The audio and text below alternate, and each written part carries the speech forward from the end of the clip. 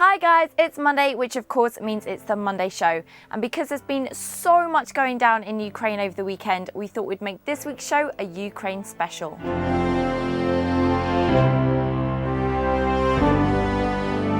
Coming up, we'll be taking a look at Russia invading Ukraine, which won its independence from the former Soviet Union in 1991.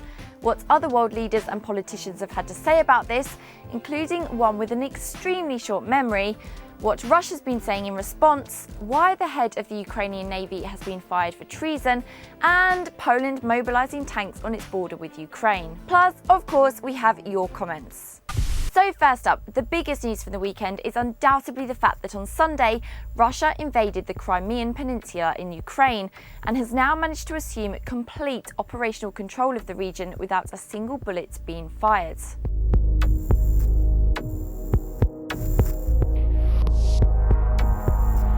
On Saturday, the Russian President Vladimir Putin won official backing from his parliament to enter Ukraine, and the following day sent in 6,000 air and ground troops.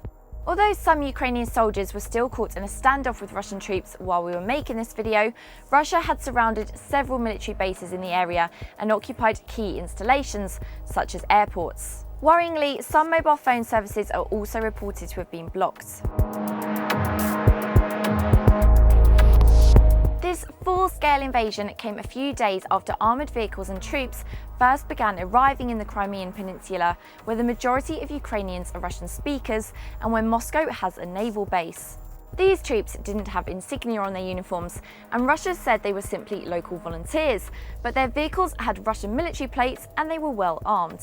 Exactly what Russia's intentions are now is unclear. The United States has admitted that it could be part of a wider invasion, however, and men across Ukraine have reportedly been receiving call-up papers and will start reporting for training in 10 days.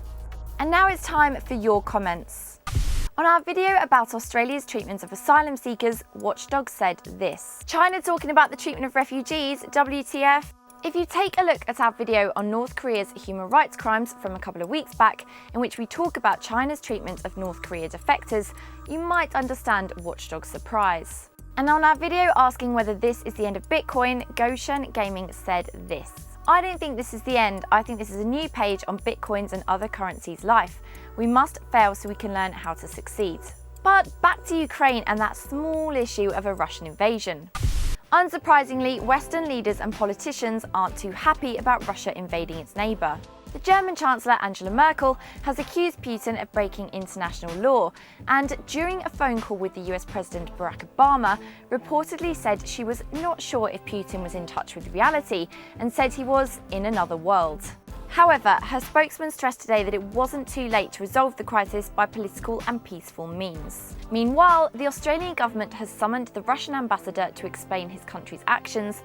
The US are trying to persuade other countries to impose economic sanctions on Russia, and the British Prime Minister David Cameron has said his government will be boycotting the upcoming Winter Paralympics in Sochi, Russia.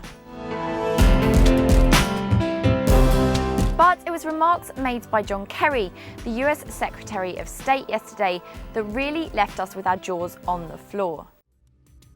Speaking on CBS's Face the Nation news programme, Kerry said this: "You just don't, in the 21st century, behave in 19th century fashion by invading another country on completely trumped-up pretext." Well, we don't know about you, but this got us thinking about another time in the 21st century when a country was invaded on a so-called trumped-up pretext.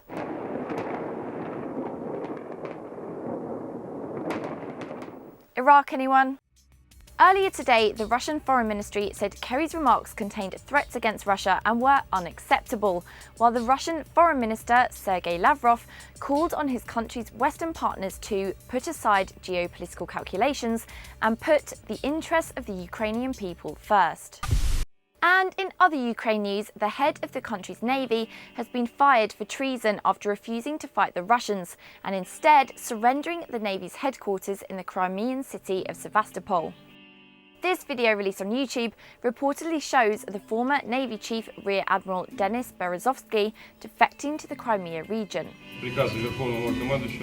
Автономной Республики Крым и города Севастополя. Oh, and not to mention that Poland has begun moving tanks and troops into positions along its border with Ukraine. Although Poland says this is all just part of a previously scheduled exercise. Whew, well, that's probably just about all we can take for one day, but as always, you can let us know your thoughts on all of this in the comments below, and we'll see you again next Monday. And if you want to know more about the background to Russia's invasion of Ukraine, links should be appearing on the screen right now.